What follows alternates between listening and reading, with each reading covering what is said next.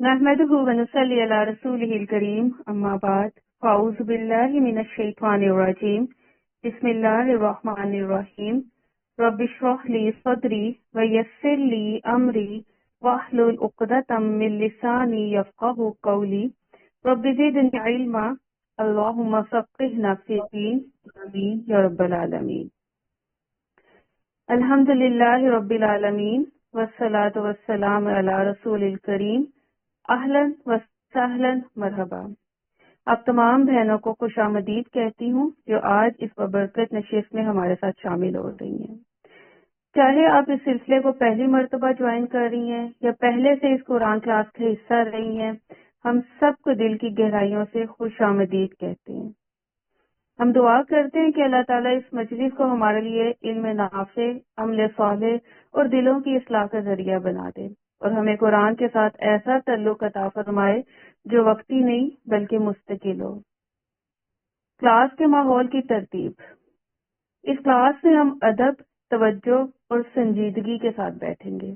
قرآن اللہ تعالیٰ کا کلام ہے اور اس کلام کے سامنے بیٹھنے کے کچھ آداب ہوتے ہیں. ان میں سے خاموشی، توجہ اور سیکھنے کی نیت. یہ سیشن کسی رسمی پروگرام یا محض گفتگو کے لیے نہیں ہوگا بلکہ قرآن کو سمجھنے اور خود کو اس کے سامنے جواب دہ محسوس کرنے کے لیے. نیت کی اصطلاح ہمارے لیے بہت ضروری ہے اور ہم سب یہاں اس نیت سے جمع ہوئے ہیں کہ قرآن ہماری زندگیوں میں صرف پڑھا ہوا متن ہی نہ رہے بلکہ سوچ، فیصلوں اور رویوں کی رہنمائی کرے. اسی لیے آج ہم قرآن کو اس نیت کے ساتھ سنیں گے تو زندگی بدلنے کا باعث بنے گا. انشاءاللہ یہ چند لمحے پورے راستے کو بدلنے کا سبب بن سکیں گے. اس کلاس کا طریقہ کار بہت واضح اور منظم ہوگا. سب سے پہلے آپ قرآن کی تلاوت سنیں گے، اس کے بعد انہی آیات کا ترجمہ اور پھر فہم قرآن اور آخر میں ہلکا سا تدبر کسی خاص آیت کو لے کے. یعنی اگر دیکھا جائے تو آیات کو اپنے حالات، اپنی ذمہ داریوں اور اپنی عملی زندگی کے ساتھ جوڑ کر رکھا جائے گا. آج ہم اس سلسلے کا آغاز سورۃ الفاتحہ سے کریں گے کیونکہ یہ سورت قرآن کا دروازہ ہے اور انسان کی طرف سے اللہ کے سے کی جانے والی ایک مکمل دعا ہے. اور دیکھا جائے تو ہم اس سورت کو روزانہ پڑھتے ہیں لیکن آج ہم رک کر سمجھنے کی کوشش کریں گے کہ ہم کیا مانگ رہے ہیں اور ہمیں کس راستے کی طرف بلایا جا رہا ہے. اسی نیت کے ساتھ سورۃ فاتحہ کی طرف بڑھتے ہیں. اللہ تعالیٰ ہمیں سننے والے نہیں بلکہ سمجھنے والے اور عمل کرنے والا بنا دے. اب ہم سب سے پہلے ٹیچر مومنہ سے سورۃ الفاتحہ کی تلاوت سنیں گے جو ہمیں تلاوت کے ساتھ ہی سورۃ الفاتحہ کے چند بنیادی تجویدی اصول بھی واضح کریں گی تاکہ ہم قرآن کو صحیح تلفظ اور ادب کے ساتھ پڑھنے کی طرف قدم بڑھائیں. آئیے پوری توجہ اور خاموشی کے ساتھ تلاوت کلام پاک سنتے ہیں. اوور ٹو یو مومنہ.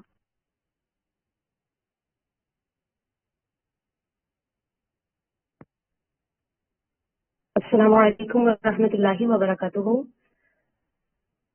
جی میرا نام مومنہ الیاس ہے اور میں بیسیکلی ایک تجوید ٹیچر ہوں اور الحمدللہ اللہ کا کروڑ شکر ہے کہ اللہ نے قرآن سے جوڑا ہوا ہے کسی نہ کسی طرح سے بھی، تجوید کے حوالے سے بھی اور اس کے علاوہ کہیں پہ تفسیر کا ترجمہ کا کوئی کام ہو، کہیں پہ دعائیہ کلمات ہوں، دعائیں سکھانی ہوں، بچوں کے کورسز ہوں، جو بھی ہو، نوٹس وغیرہ کا ہو، تو میں سمجھتی ہوں کہ مجھے کہیں سے بھی اپرچونیٹی ملتی ہے تو یہ اللہ کا مجھ پہ خاص خاص کرم ہے.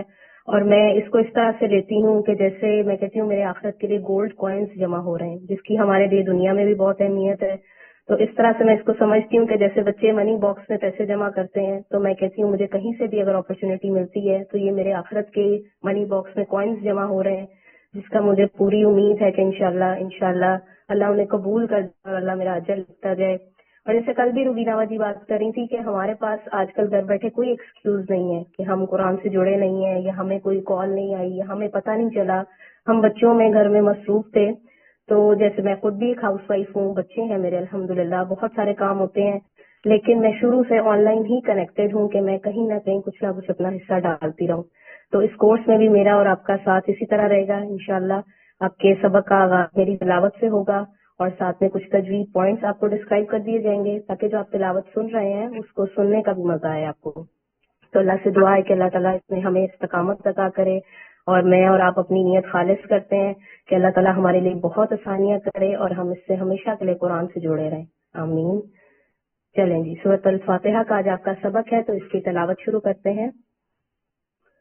اعوذ باللہ من الشیطان الرجیم، بسم اللہ الرحمن الرحیم، الحمد للہ رب العالمین، الرحمن الرحیم، مالک یوم الدین،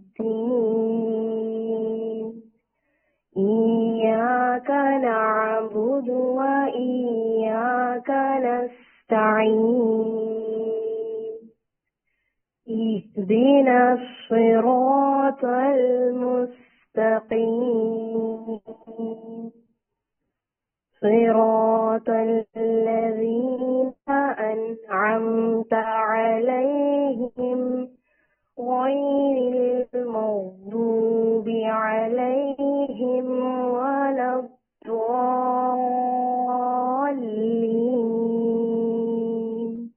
آمین. جی، تعوذ، اعوذ باللہ، حمزہ زبر عین واو پیش او،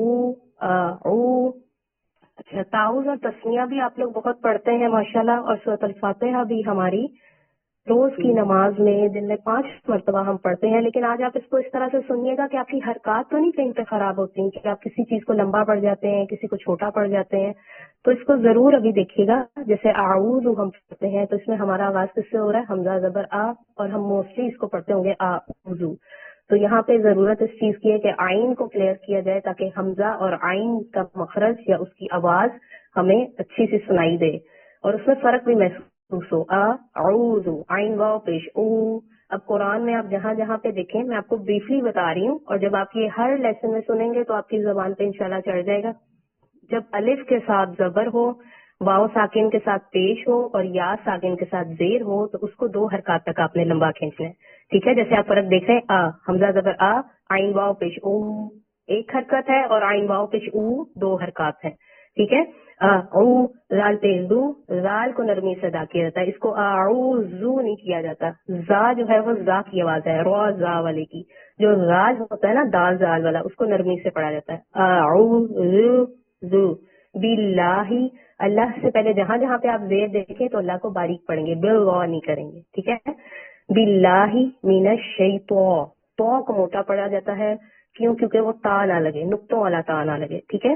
تو جب آپ حروف کو اس طرح سے صحیح سے ادا کریں گے تو پھر ان کی آوازوں میں فرق سنائی دے گا، اس لیے تو کو پر پڑھا جاتا ہے. الرجیم، رو مضبوطی سے پڑھا جائے گا کیونکہ رو پہ تشدید ہوتی ہے. جس حرف پہ آپ تشدید دیکھیں اس کو مضبوطی سے پڑھا جائے گا.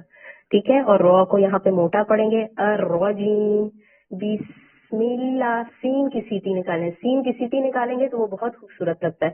بسم اللہ. اب ادھر بھی اللہ سے پہلے زیر ہے تو اللہ کو باریک پڑھیں گے. بسم اللہ الرحمن، یہاں پہ بھی رو. الرحمن الرحیم، دونوں جگہ پہ رو مضبوطی سے پڑھا جائے گا الرجیم کی طرح، کیونکہ تشدید کے ساتھ ہے، زبر کے ساتھ ہے. اور ہا کا مخرج نکالیں گے تو وہ اور خوبصورت لگے گا اور وہ گول ہا سے بھی ڈفرینشیٹ ہو جائے گا. ٹھیک ہے. الرحمن الرحیم. الحمد، یہاں پہ بھی ہا آ گیا، اس کو بھی خوبصورتی سے ادا کریں گے. لام کو پھیلائیں گے. لام کا میں آپ کو آسان سا ٹپ بتا دیتی ہوں کہ آپ کے جو اوپر کے سامنے دانت ہے نا، 8 دانت، ہاں بے شک اس کو شیشے کے آگے بیٹھ کے آج کاؤنٹ کیجیے گا کہ میرے 8 دانت کتنے بنتے ہیں. پھر آپ نے اس کو زبان لگانی ہے ٹھیک ہے.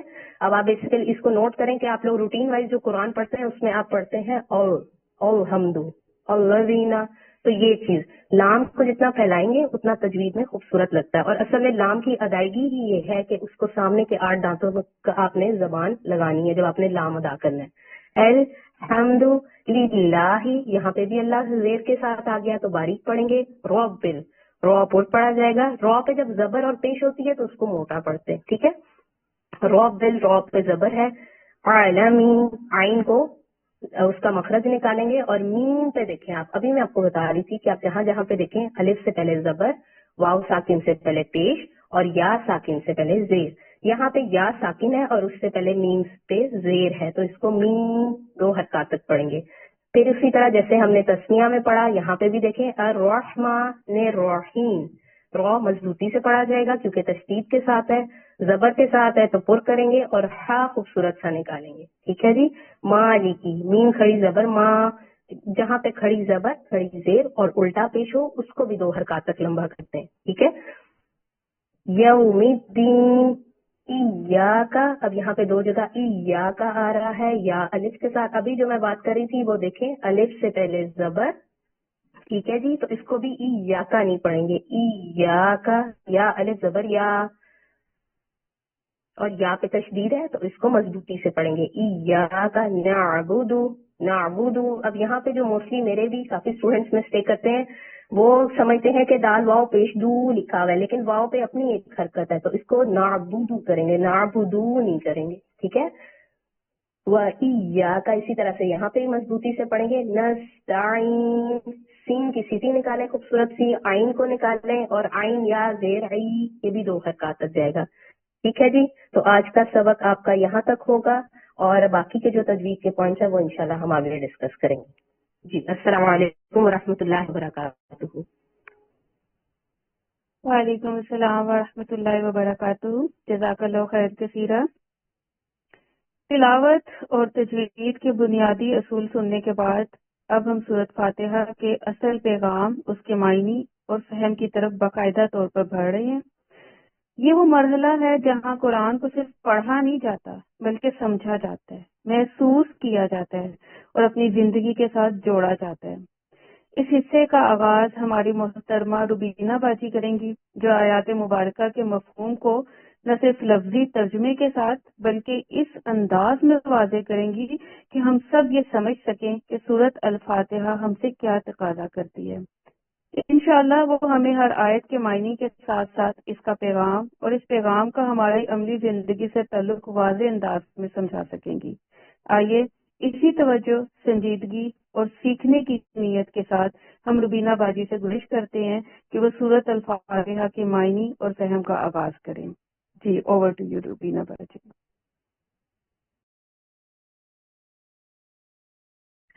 کیسے ہیں آپ سب؟ الحمدللہ، اہلاً وسہلاً، مرحبا۔ ترجمہ القرآن کورس میں آپ سب کو خوش آمدید، موسٹ ویلکم۔ اللہ آپ سب کا آنا نافع بنائے۔ سب سے پہلے اس گروپ میں، اس کورس میں شامل ہونے کے بعد اپنی نیتوں کو اپنے رب کے لیے، اپنے اللہ کے لیے خالص کر لیجیے۔ کلاس کا باقاعدہ آغاز کرتے ہیں۔ بسم اللہ الرحمن الرحیم۔ رب اشرح لی صدری ویسر لی امری واحلل عقدۃ من لسانی یفقہوا قولی۔ ربنا زدنا علما، اللہم فقہنا فی الدین۔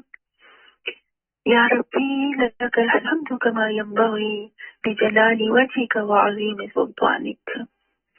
اللہم آت نفسی تقواہا وزکیہا انت خیر من زکاہا انت ولیہا ومولاہا۔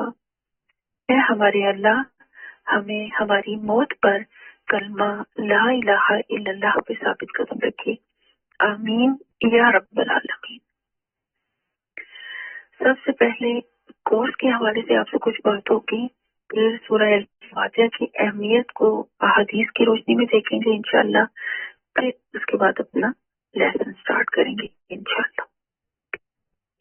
اور آج کی بات کے عنوان سے ہر کلاس کی سٹارٹ میں یا اینڈ میں آج کی بات کے عنوان سے ایک بات آپ کے ساتھ شیئر کی جائے گی۔ کورس کے حوالے سے یہ ہے کہ آپ لوگوں کے پاس وائٹ مصحف یا وائٹ پارے ہونا ضروری ہے، جن کے اوپر ورڈ ترجمہ لکھا ہوا ہے۔ زبانی والا ترجمہ جن قرآن میں لکھا ہوا ہے وہ آپ نہ رکھیں پاس، کیونکہ اس میں ترجمہ سمجھنے میں آپ کو دقت ہوگی، اور جو ورڈ پر ورڈ میننگ والا قرآن ہے وہ آپ کے لیے ایزی ہوگا.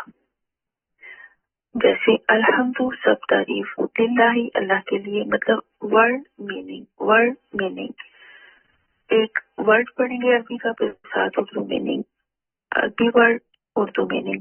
اس طرح آپ کے لیے آسانی ہوگی بات کو سمجھنے میں. تو یہ وائٹ پارا یا وائٹ مصحف آپ کے پاس ہونا چاہیے.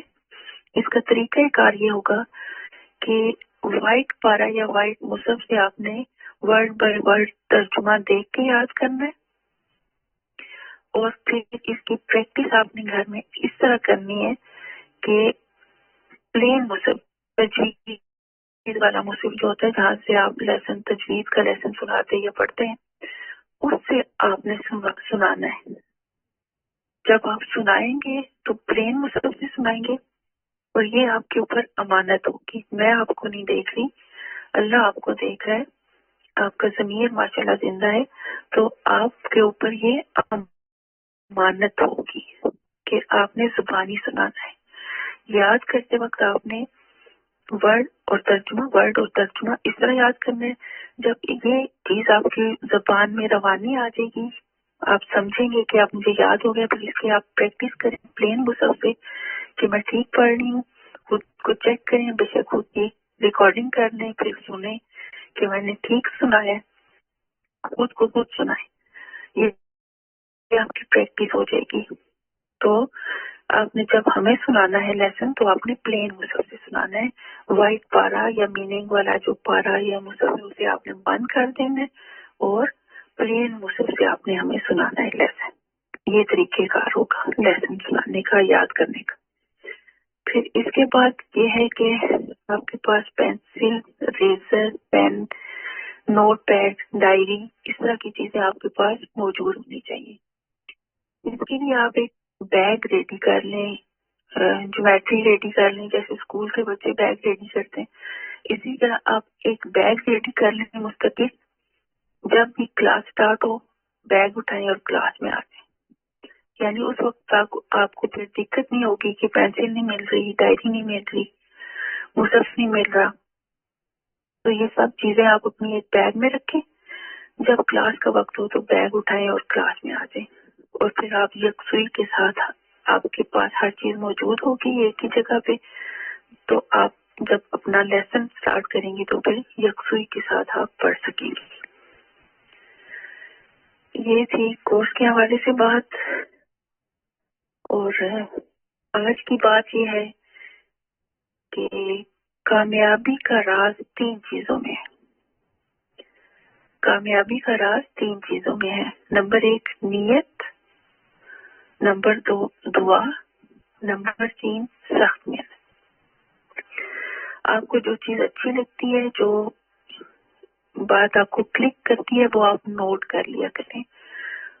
یعنی مطلب آپ کے پاس چیزیں موجود ہوں، فوراً آپ کو جو بات سمجھ آ رہی ہے، کلک کر رہی ہے، اس کو آپ نوٹ کریں، پھر اس کو آپ اپنی عملی زندگی میں لے کے آئیں، اس کو اپنی زندگی میں اپلائی کریں، اس کا اپنے آپ کو عادی بنائیں. اور پھر یہ جو آپ نے علم سیکھا اس کو آپ اپنے اندر آبزرو کرنے کے بعد دوسروں کو بھی بتائیں. یہ آپ کے لیے بھی صدقہ جاریہ ہوگا.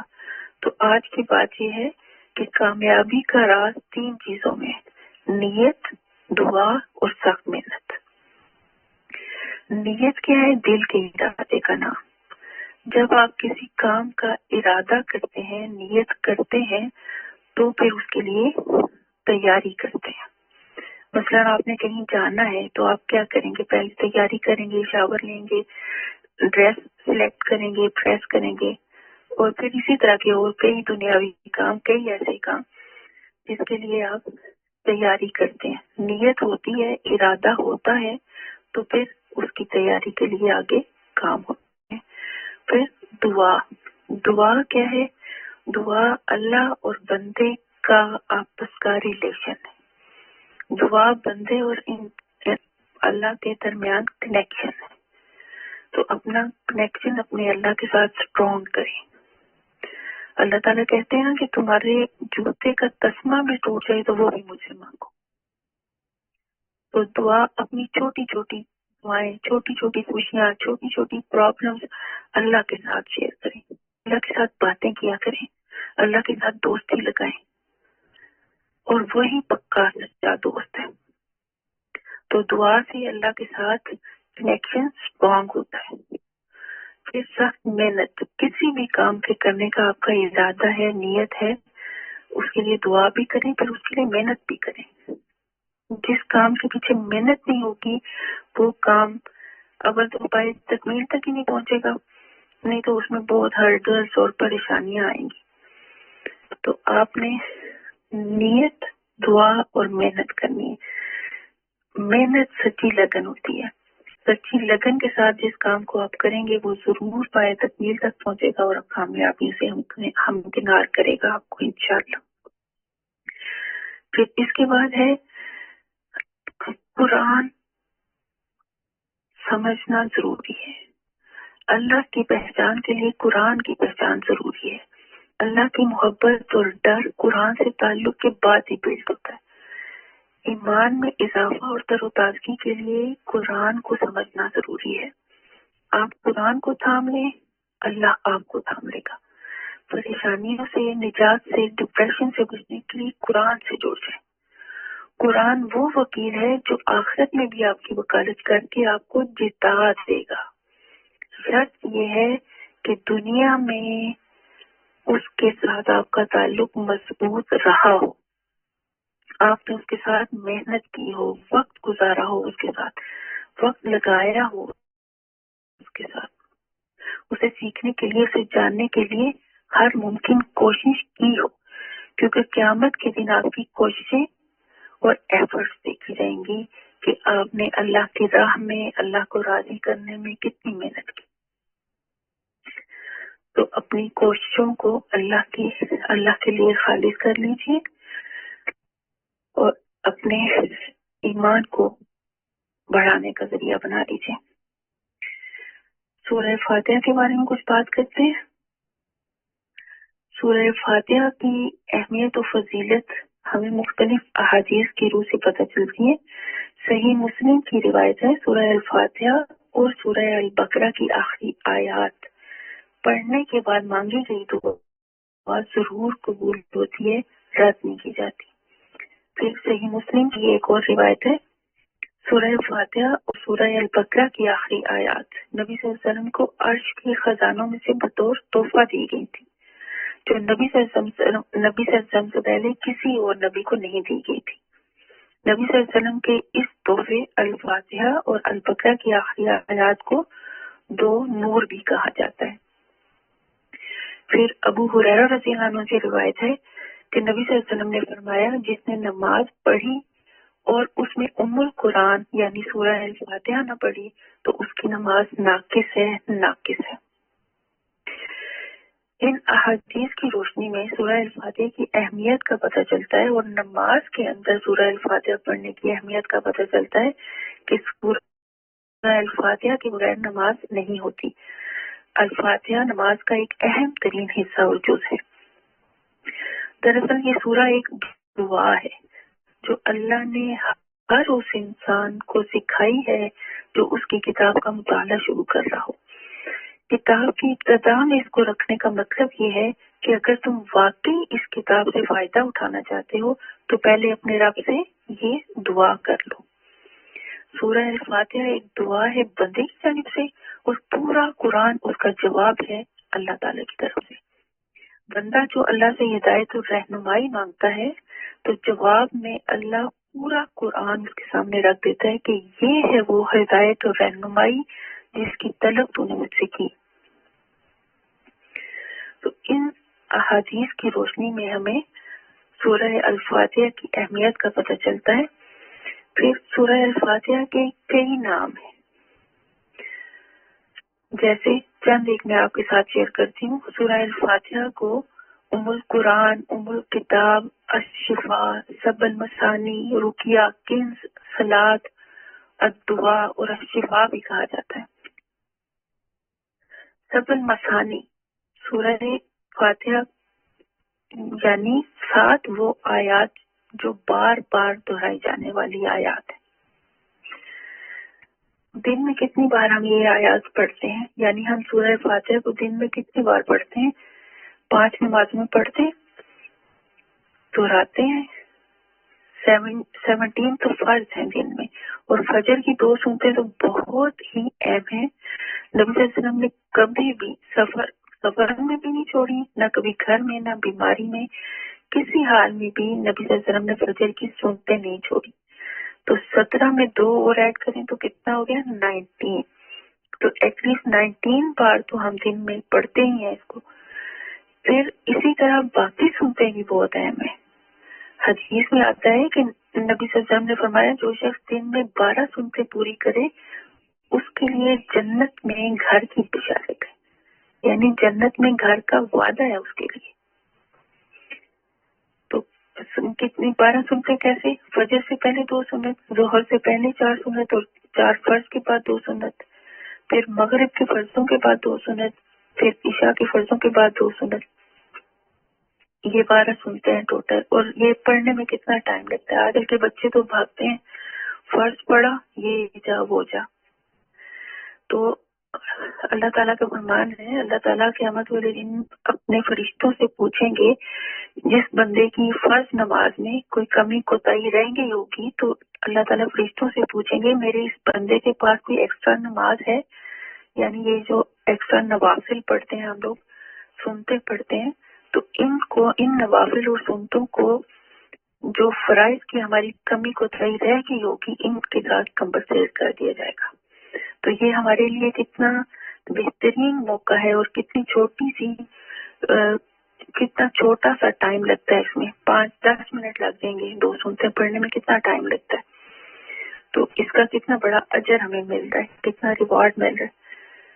تو یہ ہمیں اویل کرنا چاہیے۔ ویسے اس کے علاوہ بھی ایکسٹرا نوافل پڑھنے کی ہمیں عادت ہونی چاہیے، یہ اللہ تعالیٰ کے قرب کا ذریعہ ہوتے ہیں ایکسٹرا نوافل۔ اچھا، اور سورہ فاتحہ جو ہے نماز میں ریڑھ کی ہڈی کی حیثیت رکھتی ہے، کیونکہ سورہ فاتحہ کو نماز میں پڑھنا فرض قرار دیا گیا ہے۔ جس شخص نے نماز میں الفاتحہ نہ پڑھی تو اس کی نماز ہی نہیں ہوئی، اسے دوبارہ نماز پڑھنی پڑے گی۔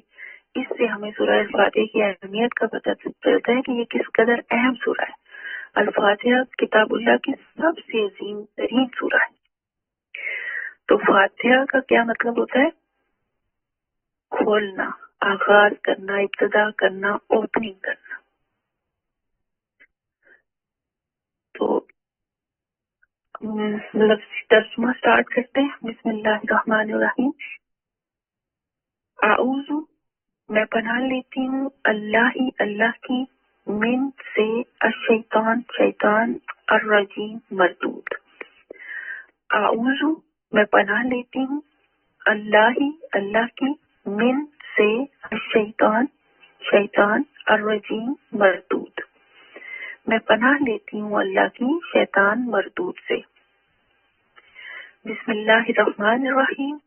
بھی، ساتھ، اسم، نام، اللہ کے، الرحمن جو بہت مہربان ہے، الرحیم بار بار رحم کرنے والا ہے۔ بھی، ساتھ، اسم، نام، اللہ کے، الرحمن جو بہت مہربان، الرحیم بار بار رحم کرنے والا ہے۔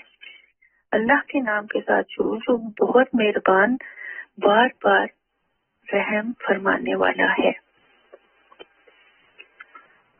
الحمد، سب تعریف، للہ، اللہ کے لیے ہے، رب جو رب ہے، العالمین تمام جہانوں کا۔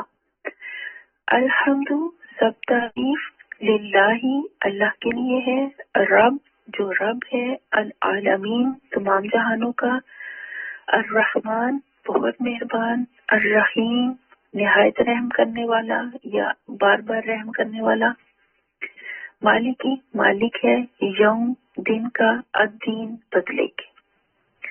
الرحمن بہت مہربان ہے، الرحیم نہایت رحم کرنے والا ہے، مالکی مالک ہے، یوم دن کا، الدین بدلے کے۔ ایاک صرف تیری ہی، نعبد ہم عبادت کرتے ہیں، واو اور ایاک صرف تیری ہی، نستعین ہم مدد چاہتے ہیں۔ ایاک صرف تیری ہی، نعبد ہم عبادت کرتے ہیں، وہ اور ایاک کا صرف تیری ہی نستعین ہم مدد چاہتے ہیں.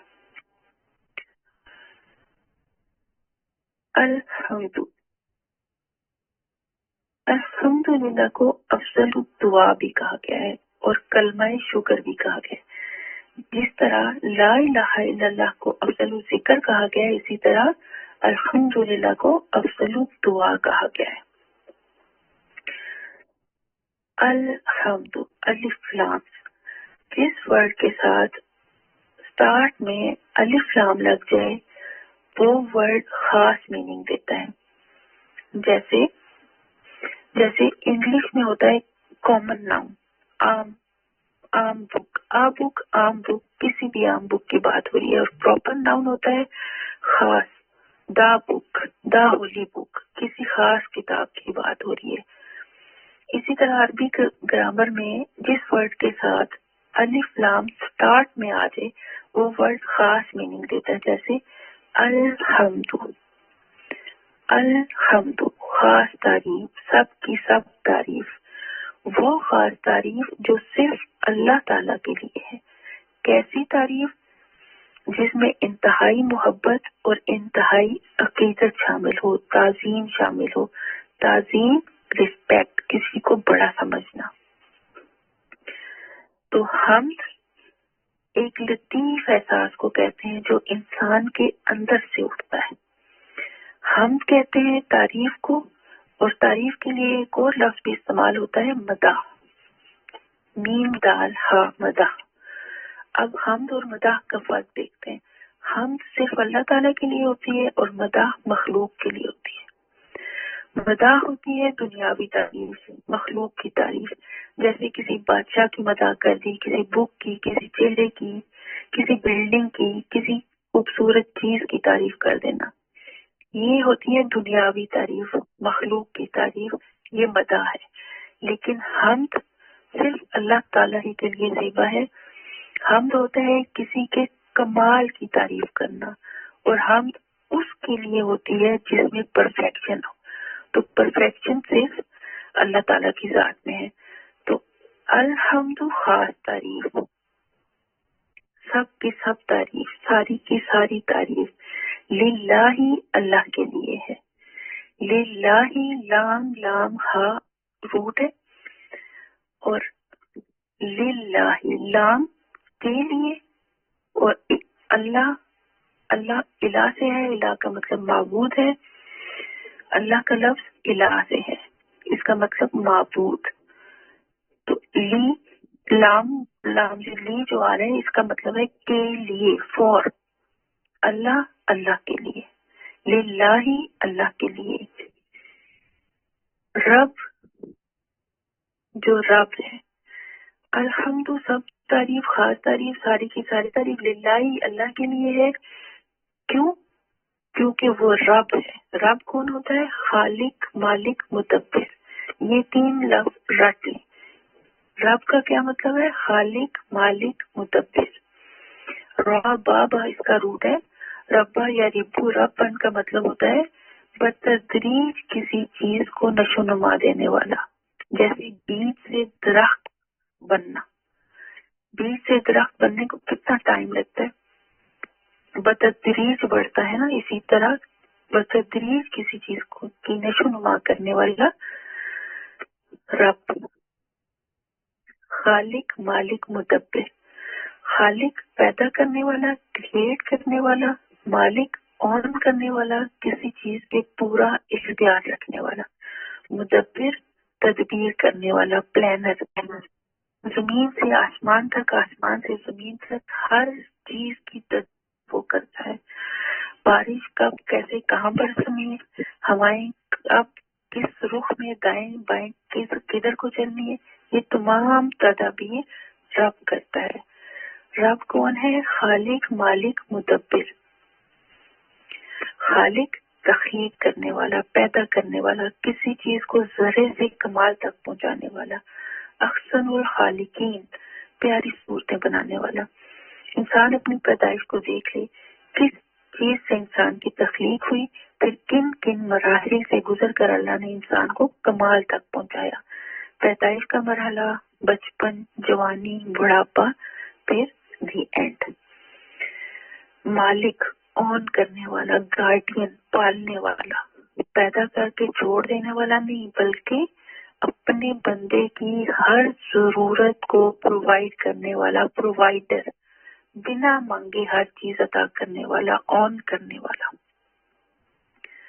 مدبر، پلانر، تمام امور کا پلانر، تدبیر کرنے والا، کس انسان کو کہاں پیدا ہونا ہے، کس گھر میں پیدا ہونا ہے، کتنا عرصہ اس نے جینا ہے، کب، کہاں، کیسے اس نے مرنا ہے، اس کے نصیب میں کتنا رزق لکھنا ہے، کہاں اس کی شادی ہونی ہے، خوش بختوں میں اس کا شمار ہونا ہے یا بدبختوں میں، بارش کب برسنی ہے، کہاں برسانی ہے، یہ سب تدابیر ہمارا رب کرتا ہے، جو خالق، مالک اور مدبر ہے۔ رب کا کیا میننگ ہوگا؟ خالق، مالک اور مدبر۔ العالمین، رب العالمین، جو تمام جہانوں کا رب ہے۔ عالمین، عالم کی جمع، عالمین، عین لام میم اس کا روٹ ہے۔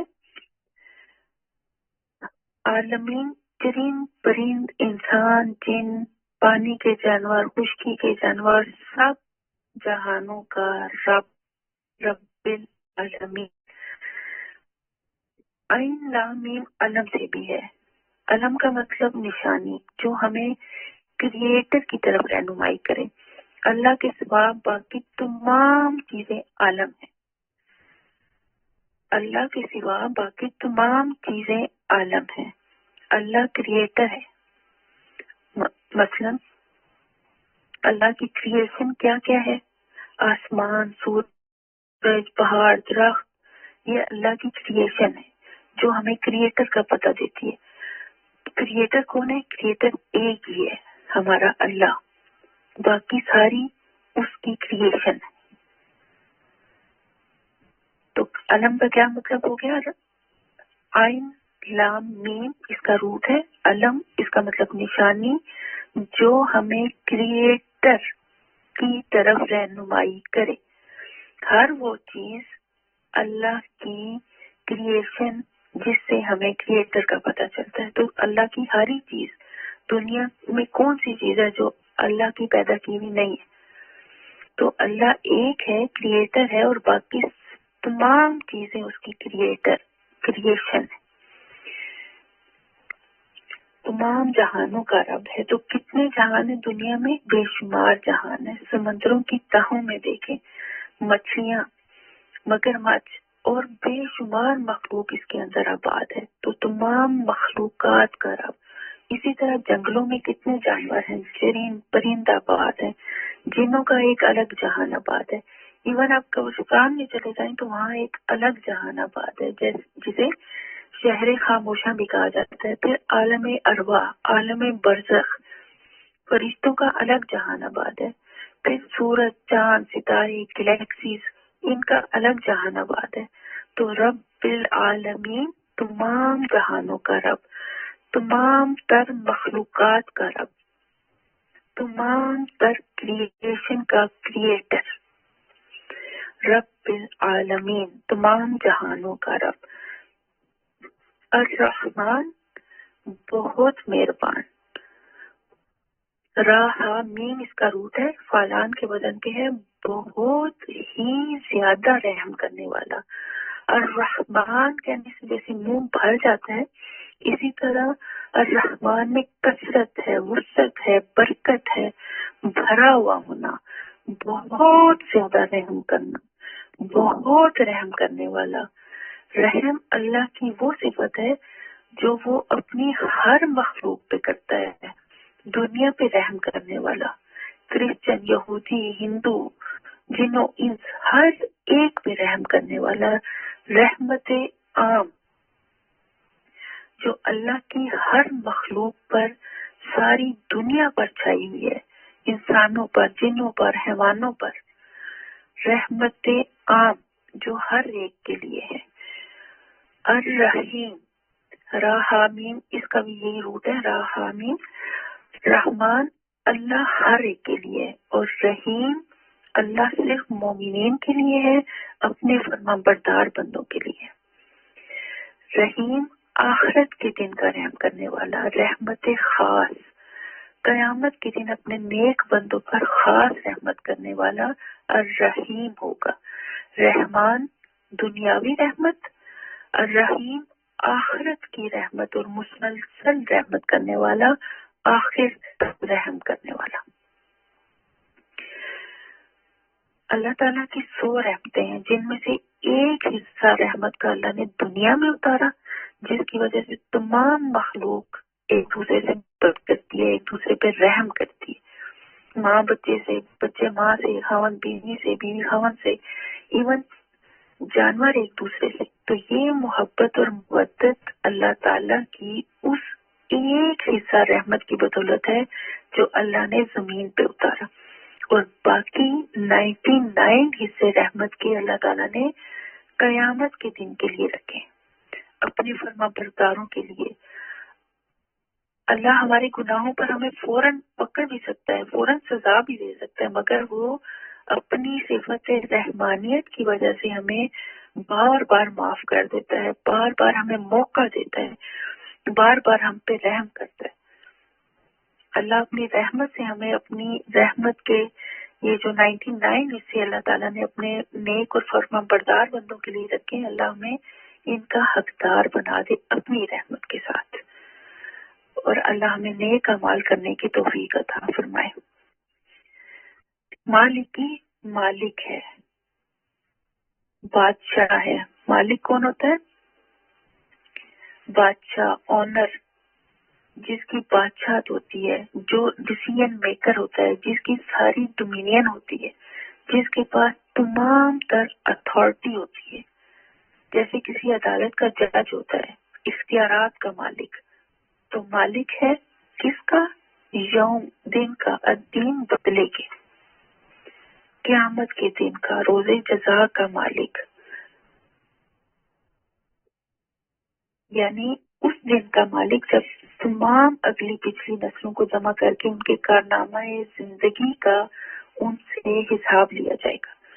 اللہ نے ہمیں دنیا میں ایسے ہی نہیں بھیج دیا، بلکہ ہمیں اپنی عبادت کے لیے اور پھر آزمائش کے لیے دنیا میں بھیجا۔ دنیا کو اللہ نے دارالعمل بنایا اور آخرت کو دارالجزا بنایا۔ تو ہمیں اللہ کے لیے خالص ہو جانا چاہیے، اس سے دوستی پکی کر لینی چاہیے، تنہائی میں اس سے باتیں کرنی چاہیے، کیونکہ ہر انسان کو اس کے کیے گئے ہر عمل کا بدلہ یا صلہ دیا جائے گا۔ تو اللہ سے دوستی اور محبت ہوگی تو پھر اس کے لیے نیک انسان کے لیے نیک اعمال بھی کرنا آسان ہو جائیں گے کہ میرا رب کسی طرح مجھ سے راضی ہو جائے۔ تو یہی رب کی رضا اور رب سے دوستی قیامت والے دن ہمیں کام آئے گی، ہمارے نامہ اعمال میں نیکیوں کے اضافے کا سبب بنے گی۔ اللہ کی صفت رحمانیت اپنی جگہ، لیکن وہ نرا مہربان ہی نہیں ہے، بلکہ قہار بھی ہے، ذوالجلال بھی ہے، منصف بھی ہے۔ قیامت کے دن صرف اللہ ہی کا فیصلہ چلے گا، وہ خود جج ہوگا اس دن، خود ہی وہی منصف بھی ہوگا۔ تو یہ ہے مالک یوم الدین، بدلے کے دن کا مالک۔ ایا کا، ایا ایک ورڈ ہے، کا الگ ورڈ ہے۔ ایا کا مطلب ہے اونلی، صرف، اور کا مطلب ہے تیری، تیرے، یورس۔ ایا کا مطلب ہے اونلی، صرف، کا مطلب ہے تیری، یورس۔ ایا کا صرف تیری ہی، نعبدو ہم عبادت کرتے ہیں۔ یہ جو نون کا صیغہ آ رہا ہے اس کا مطلب ہم، نعبدو ہم عبادت کرتے ہیں۔ عبادت کا ورڈ عین با دال سے ہے، عبد یعبد سے ہے، اس سے لفظ عبادت بنتا ہے۔ ایا کا صرف تیری ہی، نعبدو ہم عبادت کرتے ہیں۔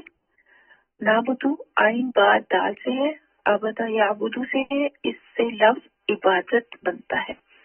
عبودیت کا مطلب ہے اپنی عزت و انکساری کا اظہار کرنا، اپنی کمزوری کا اظہار کرنا، ہاں ہم اللہ تعالیٰ سے وعدہ کر رہے ہیں کہ ہم ہمیشہ صرف تیری ہی عبادت کریں گے، دائیں بائیں بھٹکیں گے نہیں۔ کیوں صرف تیری عبادت کریں گے؟ کیونکہ تیرے جیسا اور کوئی ہے ہی نہیں، تو ہی ہمارا خالق، مالک اور مدبر ہے، تو ہی ہمیں آن کرتا ہے اور کوئی ہمیں آن نہیں کرتا۔ عبادت کیا ہے؟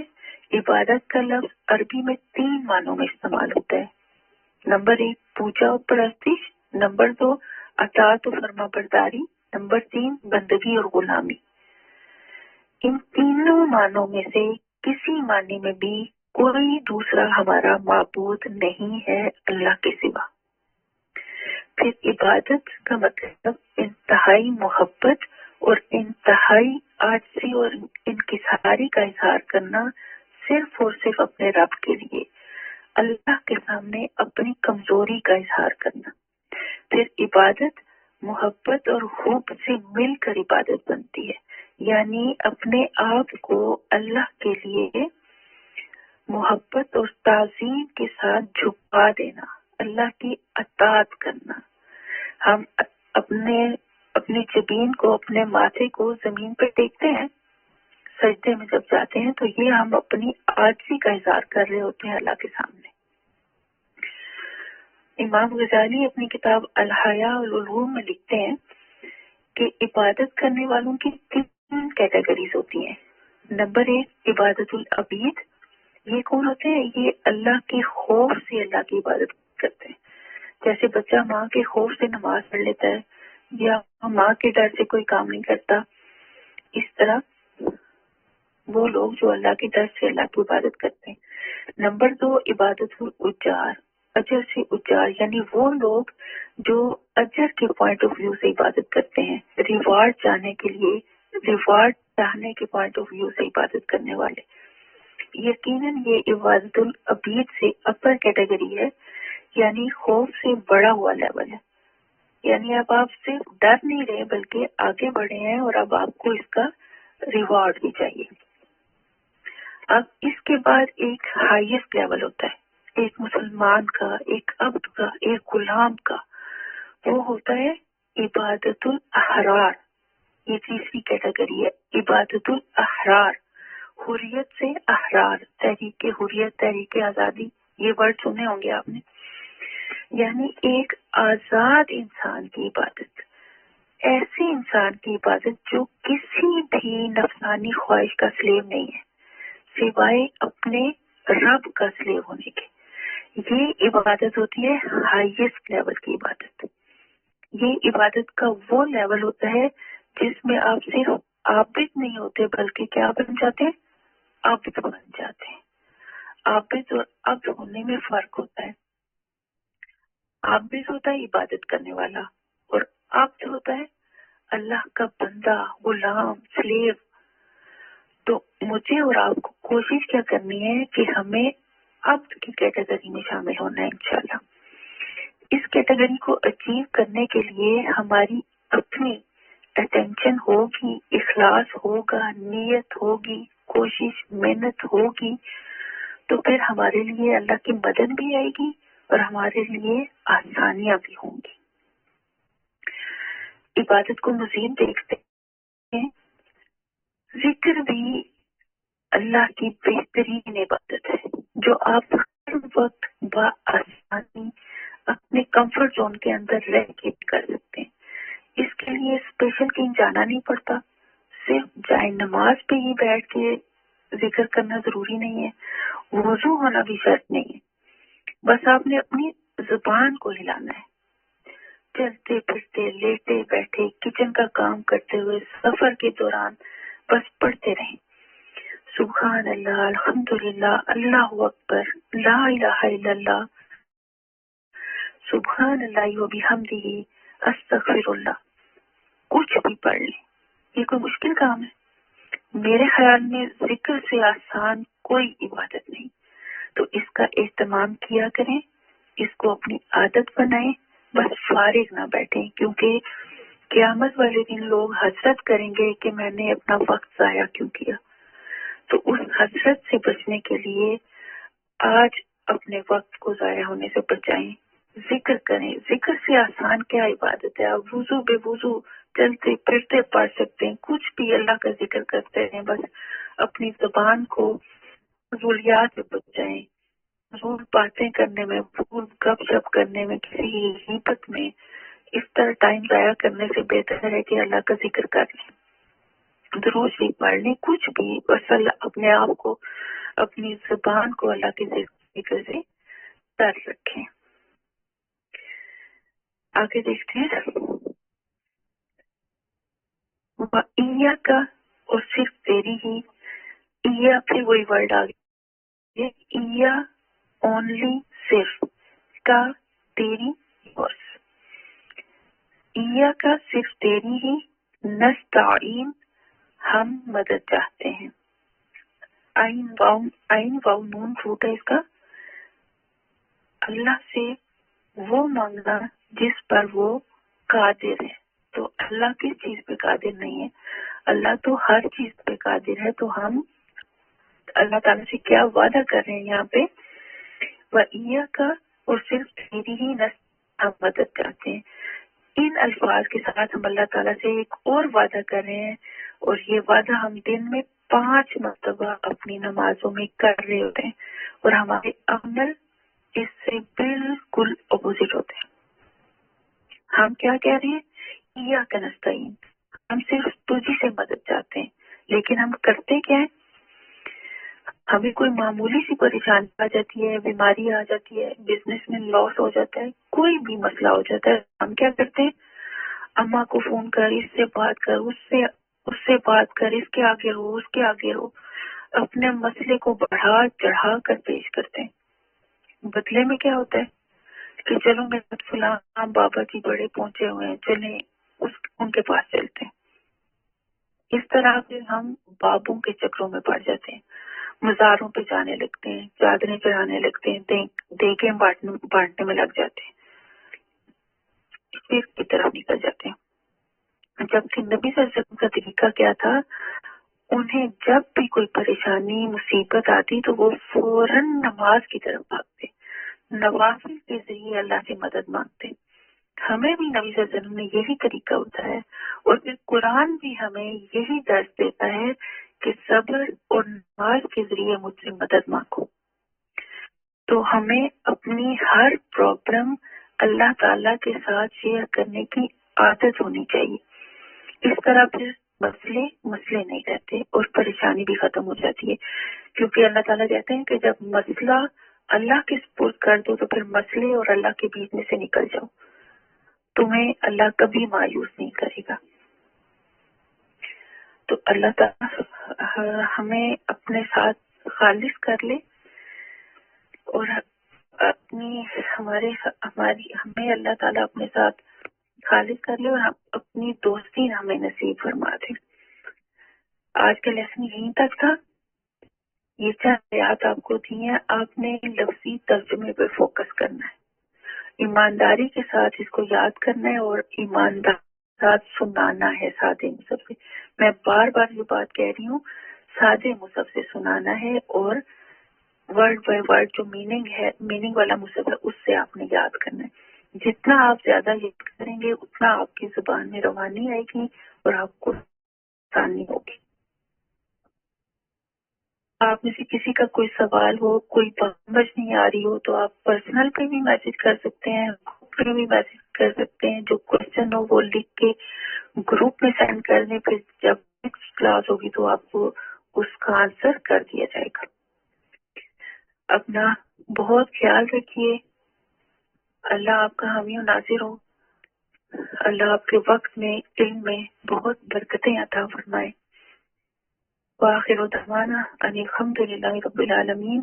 سبحانک اللہم و بحمدک، اشہد ان لا الہ الا انت، استغفرک و اتوب الیک. السلام علیکم ورحمۃ اللہ وبرکاتہ. وعلیکم السلام ورحمۃ اللہ وبرکاتہ. سورۃ الفاتحہ کے معنی اور فہم کے بعد ہم اس سیشن کے آخری اور نہایت اہم حصے کی طرف بڑھ رہے ہیں، اور وہ ہے تدبر. یہ وہ مرحلہ ہے جہاں قرآن کو صرف سمجھا نہیں جاتا بلکہ اپنے اوپر امپلیمنٹ کیا جاتا ہے. حصے کو انشاءاللہ آپ کے سامنے میں خود پیش کروں. اپنا ہلکا سا ایک تعارف کرواتی چلوں. میرا تعلق درس و تدریس کے شعبے سے، یعنی میں ایک کوالیفائڈ ٹیچر ہوں. میرا نام سنبل صغیر ہے اور کئی سالوں سے بچوں اور خواتین دونوں کے ساتھ تعلیمی اور تربیتی کام کر آ رہی ہوں. زندگی کے مختلف مراحل سے گزرنے کا موقع ملا، بطور طالبہ، بطور ٹیچر، بطور ہاؤس وائف اور بطور ماں.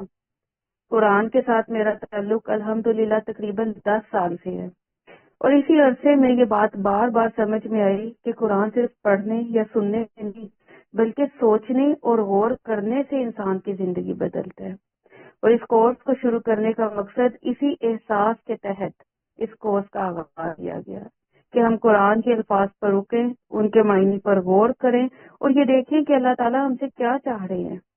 قرآن مجید خود ہمیں بار بار تدبر اور تفکر کی دعوت دیتا ہے، اور جب ہم اس دعوت کو قبول کرتے ہیں تو قرآن سے نہیں رہتا بلکہ رہنمائی یعنی گائیڈر بن جاتا ہے. اس کورس میں ہر سیشن کے آخر میں ہم ایک منتخب آیت پر تدبر کریں گے، اور ہمارا مقصد صرف یہ نہیں ہوگا کہ ہم اس آیت کو سمجھ لیں بلکہ یہ کہ ہم اسے اپنی ذات، اپنے گھر، اپنے رویوں اور اپنی روزمرہ زندگی کے ساتھ جوڑیں. ہر ہفتے آپ کو ایک ٹارگٹ دیا جائے گا جو کہ اس آیت پر تدبر کرنے سے واضح ہوگا کہ ہم نے اس پورے ہفتے اس آیت کے تھرو اپنی عملی زندگی میں اس آیت کو جینے کی کوشش کرنی ہے، کیونکہ جب تک ہماری عادتوں میں، فیصلوں میں اور رویوں میں شامل نہیں ہوگا تو ہمارے دل میں پوری طرح اترے گا. تدبر سیشن کی باقاعدہ شروعات کرتے ہیں اسی نیت اور سنجیدگی کے ساتھ سورۃ الفاتحہ کی منتخب کردہ آیت کی طرف بڑھتے ہیں اور دیکھتے ہیں کہ یہ آیت آج ہم سے کیا کہہ رہی ہے. جس آیت پر آج ہمارے سیشن کا اختتام ہوا، سورۃ فاتحہ کی آیت ایاک نعبد و ایاک نستعین. آج ہم تدبر کریں گے اس پر، اور تدبر کے معنی کو اگر دیکھیں تو قرآن کے الفاظ پر رکنا، سوچنا، محسوس کرنا اور اپنی زندگی کے ساتھ جوڑ کر اسے امپلیمنٹ کرنا. ایاک نعبد و ایاک نستعین، ہم تیری ہی عبادت کرتے ہیں اور تجھی سے مدد مانگتے ہیں. اب یہی آیت کیوں ہم نے سوچی؟ کیونکہ یہ پوری سورت کا مرکزی پیغام ہے، بلکہ کہا جائے تو پورے قرآن کا مرکزی پیغام ہے. ایمان، عمل اور بھروسہ تینوں کو ایک جملے میں اس آیت نے سمیٹ لیا، اور ہر ایج، ہر لیول اور ہر مسئلے والے انسان پر براہ راست یہ آیت اپلائی ہوتی ہے. وہ سب سے بھر کر زندگی میں فوراً پریکٹس کے قابل ہے. یہ صرف پڑھنے کے لیے نہیں بلکہ جینے والی آیت ہے. یہ آیت ایک فلٹر ہے اور ایک بنیاد بھی ہے. سنجیدہ لوگ اس پر رکیں گے اور غیر سنجیدہ لوگ خود بخود قرآن سے چھٹ جائیں گے. یہ آیت صرف چند الفاظ نہیں بلکہ زندگی کی طرف رہنمائی کرنے والی آیت ہے. آج ہم اسے ہر لفظ، ہر جملے اور ہر عملی پہلو کے ساتھ سمجھیں گے تاکہ پورا ہفتہ اور اپنی روزمرہ زندگی میں اسے اپلائی کر سکیں. ایاک، صرف تجھی سے، یہ لفظ ہمیں یاد دلاتا ہے کہ ہماری توجہ اور ہماری نیت صرف اور صرف اللہ کی طرف ہونی چاہیے. اللہ تعالیٰ نے نعبدو کا نہیں فرمایا، پہلے ایاک کا لے کے آئے ہیں، یعنی کسی اور کی شراکت ہو ہی نہیں سکتی. یہاں پر میں اور آپ اپنے آپ سے سیلف انالیسس میں ایک سوال کر سکتے ہیں، کیا واقعی میرا دل کسی اور پر ٹکتا تو نہیں؟ لوگ، حالات، وسائل، کہیں وہ تو میرا سہارا نہیں بن رہے؟ آج اگر ہم دیکھیں تو اکثر ہم دوسروں کی رائے، ان کے تعلقات یا معاشرتی رتبے پر زیادہ توجہ دیتے ہیں. مثلاً گھر میں آپ دیکھیں مائیں جو ہیں بچوں کو پڑھائی کے وقت یا ان کے بیہیویئر ہے ان پر تو فکر مند ہوتی ہیں، ہر بات میں دوسروں کی مثال دے رہی ہوتی ہیں، دوسروں کی رائے پر فوکس کر رہی ہوتی ہیں، جبکہ کہاں کنیکٹ کرنا تھا؟ ایاک، صرف اللہ کی طرف کنیکٹ کرنا تھا. اصل توجہ اللہ کی رضا پر ہونی چاہیے. ہم نے اپنی پوری کوشش کرنی ہے، نتیجہ اللہ تعالیٰ پر چھوڑ دینا. ہم دیکھیں، ہم دوسروں کے تعریف یا ناپسندیدگی کے حساب سے اپنے آپ کو جج کر رہے ہوتے ہیں، لیکن ہمیں کس کی نظر میں پسندیدہ بننا ہے؟ کا صرف اللہ کی نظر میں. یہ آیت ہمیں یہ تدبر دیتی ہے کہ ہمیں فیصلہ اللہ کی رضا کی خاطر کرنا ہے، لوگوں کی رائے کو مرکز نہیں بنانا. میں اور آپ اپنے آپ سے سوال کر سکتے ہیں، کیا میرے دل کی پہلی توجہ صرف اللہ ہی کی طرف ہے، کسی اور کی طرف؟ نعبدو یعنی عبادت. آپ نے عبادت کا کئی ڈیفینیشن استاذہ سے سیکھی. ابھی ہم دیکھیں گے کہ عبادت صرف نماز اور روزہ نہیں ہے، کیونکہ ہم اسی کو عبادت سمجھتے ہیں، جبکہ عبادت ہر عمل جس میں نیت، فرما برداری اور اخلاق شامل ہوں وہی عبادت ہے.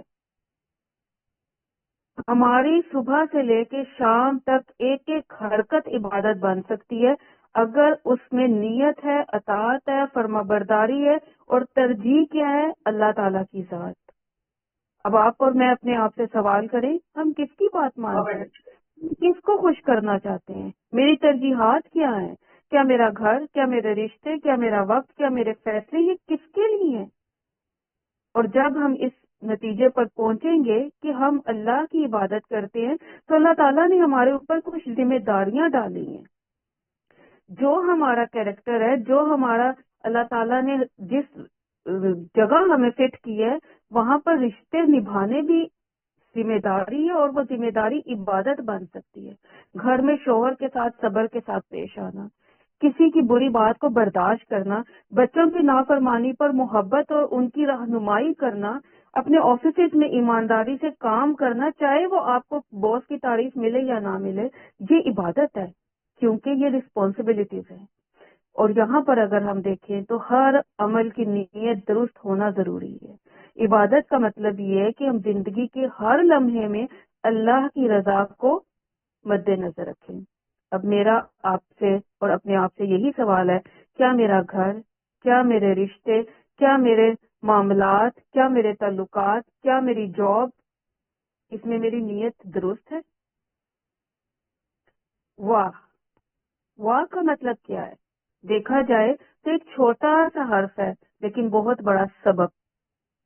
عبادت کے ساتھ مدد الگ الگ نہیں ہے، واہ بیچ میں ان کو جوائننگ کرنے کے لیے آیا ہے. جو عبادت کرے مگر اللہ سے مدد نہ مانگے تو آٹومیٹکلی وہ تھک جاتا ہے.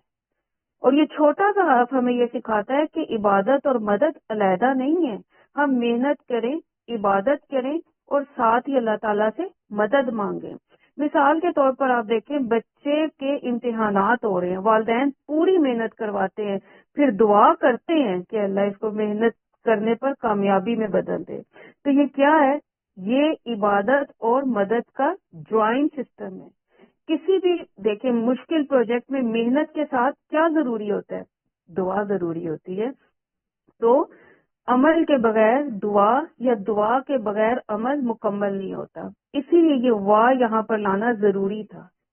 پھر لفظ دوبارہ کا آ گیا ہے، اور یہ دوبارہ آنا ہمیں توحید استعانت سکھاتا ہے. دل کس کے سامنے جھکتا ہے؟ سب سے پہلے مدد کس سے مانگی جاتی ہے؟ سب سے پہلے ہم فون کال کس کو کرتے ہیں؟ سب سے پہلے دعا کرتے ہیں یا تدبیر کرتے ہیں؟ کرنا کیا ہے؟